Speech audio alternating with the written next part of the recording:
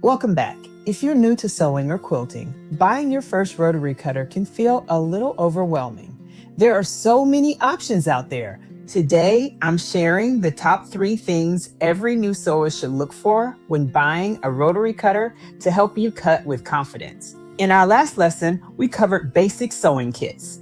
Now, let's dive deep into one of the most important tools in your arsenal. First up, blade size matters. Not all rotary cutters are the same size, and each serves a specific purpose in your projects. A 28 mm blade is great for curves and applique. A 45 mm blade is the most popular all-purpose size, and a 60 mm blade is perfect for thick fabrics or multiple layers. My beginner recommendation: start with a 45 mm rotary cutter. It handles almost everything and is the one I recommend for most beginners to get started. Number 2, safety features are important. Remember, rotary cutter blades are extremely sharp, so we have to treat them with respect. Look for features like auto-retracting blades, safety locks, and blade covers. These help prevent accidents and make cutting much more comfortable and less stressful. Safety isn't just about preventing cuts, it's about confidence. When you know your blade is secure, you can focus on making that perfect straight line. Finally, let's talk about comfort and grip. You're going to spend a lot of time cutting fabric, so how the tool feels in your hand matters. Look for an ergonomic handle and a soft grip.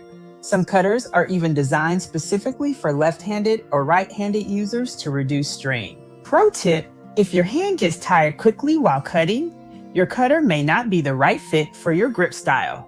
Don't be afraid to try a few different shapes. Even the best rotary cutter won't perform well with a dull blade.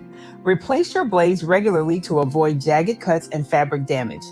For most quilters, that means every few projects. Keeping a fresh blade saves fabric and reduces hand fatigue. It's a small investment for a better result. For most beginners, I recommend having a 45 mm cutter, a self-healing mat, a quilting ruler, and always keep extra blades nearby. One common question is what size to use for quilting.